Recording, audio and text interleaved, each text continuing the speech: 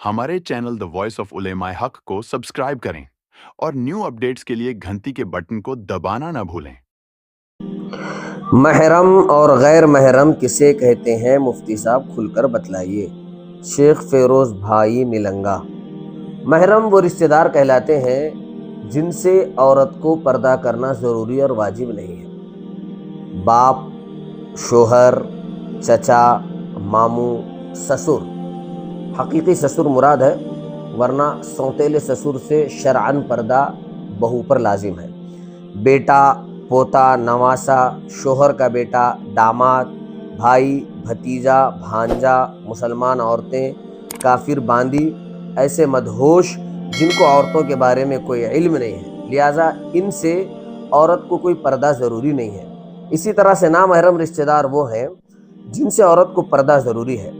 खालाजाद, मामूजाद, चचाजाद, फूफीजाद, देवर, जेठ, बहनवी, नंदवी, खालू, फूफा, शोहर का चचा, शोहर का मामू, शोहर का खालू, शोहर का फूफा, शोहर का भतीजा, शोहर का भांजा। इनसे औरतों को पर्दा करना ज़रूरी है। लिहाजा जॉइंट फैमिली में अगर हम ऐसे लोगों के साथ रहते हैं जिनसे पर्दा करना हमें ज़रूरी और लाजिम है, मिसाल के तौर पे भावज और देवर एक जगह रहते हैं, और इसी तरह से चचाजाद, बहनें और भाई एक साथ रहते हैं, मामूजाद, बहनें और भाई एक साथ रहते हैं, एक घर में रहते हैं, और बहनवी और दीगर लोग एक साथ रहते हैं जिनसे पर्दा ज़रूरी है, तो इस वक्त में जॉइंट फैमिली में रहने की इजाज़त तो है, लेकिन मर्दों के लिए ये पैगाम है कि जिस वक्त वो घर में दाखिल हों तो अपने दाखिल होने की कोई ना कोई इशारा दें, कोई ना कोई आहट, खंकार कर दाखिल हों, खांस कर दाखिल हों, या बेल बजा कर, या ये बावर करवाएं उनको दाखिल होते वक्त कि हम आ रहे हैं, आप पर्दा कर लें।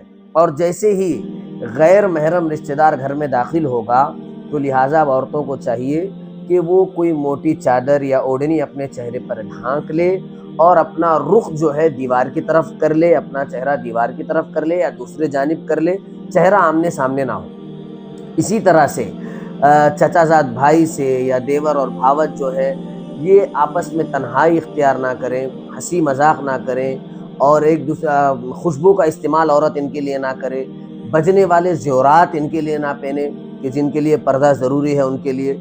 इसी तरह से ससुर और बहू ये दोनों जो है आपस में बात कर सकते हैं। बीवी यानी बहू की अखलाकी जिम्मेदारी है वो ससुर की खिदमत भी कर सकती है, लेकिन इसका मतलब हरगिज़ ये नहीं है कि तन्हाई इख्तियार कर लें और हंसी मजाक करने बैठ जाएं और बहू ससुर के लिए खुशबू का इस्तेमाल करे, बजने वाले ज़ेवरात पहने।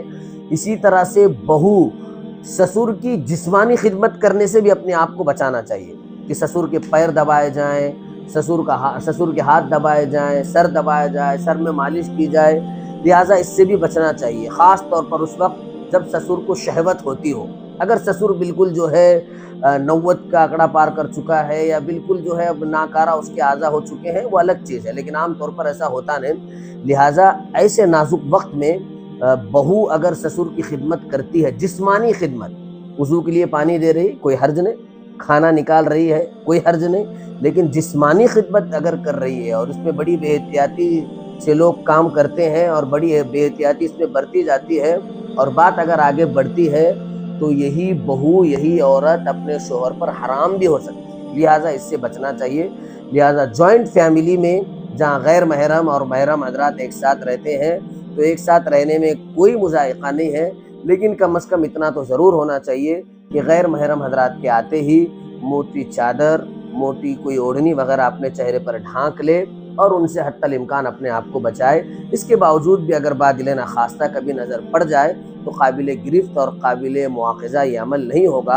एक साथ बैठकर खाने की भी गुंजाइश नहीं होगी, ख़ास तौर पर आमने सामने अगर बैठने का मौका हो। ठीक है, इस तरह से आजू बाजू अगर बैठ जाएं कि शोहर बैठे, उसके बाद उसकी बहन बैठे, फिर माँ बैठे, फिर इसी लाइन में मुफ्ती तारिक मसूद साहब ने एक वीडियो में कहा है कि इसी लाइन में अगर बैठते हैं कि चेहरा आमने सामने नहीं होता है तो गुंजाइश निकल सकती है, लेकिन ये भी बेहतर नहीं है। तो हत्तल इम्कान अपने आप को इन तमाम चीज़ों से बचाना चाहिए और खूब पर्दे का एहतमाम करना चाहिए। जॉइंट फैमिली बहुत अच्छी है ان لوگوں کے لیے جن مد نظر شریعت ہے، جو شریعت کا علم رکھتے ہیں. جن کو شریعت کا علم نہیں ہے اور وہ شریعت کی دھجیاں اڑاتے ہیں، بہتر یہی ہے کہ وہ الگ الگ رہیں. واللہ اعلم.